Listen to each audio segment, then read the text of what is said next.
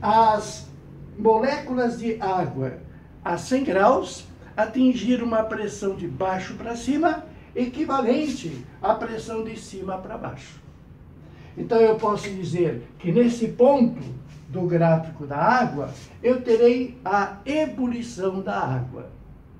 O ponto de ebulição é uma propriedade específica. Cada substância tem o seu ponto específico de ebulir. O éter etílico, ele tem uma possibilidade de aumentar de vapor na medida em que a temperatura aumenta. Aumenta a temperatura, aumenta a quantidade de vapor. O éter, quando chega à marca do 36 graus, já tem uma pressão de vapor equivalente à pressão atmosférica. Então, este ponto para o éter é o ponto de ebulição do éter. A 36 graus, ele terá uma pressão de vapor equivalente à pressão atmosférica. Ponto de ebulição, quando a pressão de vapor equivale à pressão atmosférica. Cada substância tem o seu ponto e sempre dependente da pressão atmosférica. Tenho aqui um probleminha para você me ajudar a pensar nele. Em suas casas, 2 amigos colocam ovos de galinha para esquentar.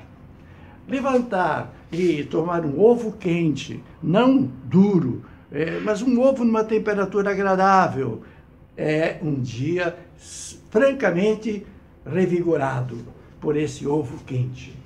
Bom, um dos amigos está no Rio de Janeiro, ao nível do mar, onde sabemos que sobre a nossa cabeça aqui no Rio de Janeiro, nós temos uma camada de atmosfera que pesa o equivalente a 760 milímetros de mercúrio. O outro está em São Paulo.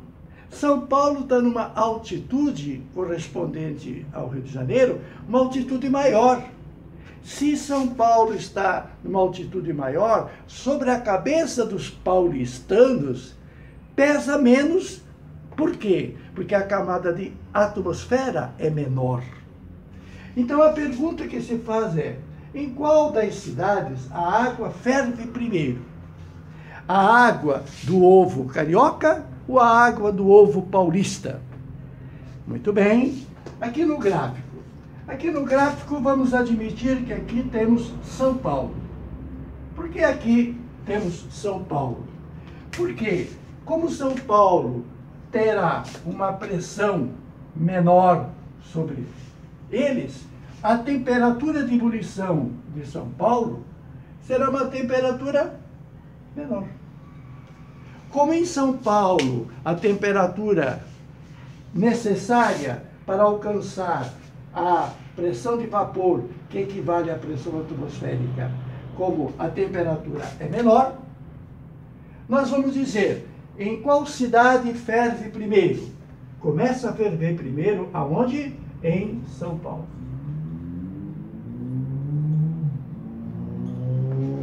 Muito bem, porque em São Paulo a pressão atmosférica sendo menor, vai exigir uma pressão de vapor também menor. Muito bem, agora a pergunta número 2. Em qual das cidades os ovos ficarão aptos para serem ingeridos? Lembre, sem alterar as condições, para que o ovo atinja aquele ponto comestível legal. Em qual das cidades os ovos ficarão aptos a serem ingeridos primeiro? Aonde? No Rio de Janeiro. Por que no Rio de Janeiro? Porque a água no Rio de Janeiro só vai entrar em ebulição quando a temperatura for de 100 graus. Então demora para a água no rio chegar a 100 graus. Mas quando chega aos 100 graus cozinham o ovo com mais energia. Se cozinham o ovo com mais energia, o ovo do Rio de Janeiro, ele vai ficar mais durinho, mais rapidamente, porque está numa temperatura maior. Posso falar também sobre a panela de pressão. Vamos admitir que a panela de pressão, cujo nome já diz, tem uma tampa hermeticamente fechada, que coloca-se por cima da mistura. Quando a água da panela ferve, os vapores não conseguem escapar, porque a tampa está hermeticamente fechando.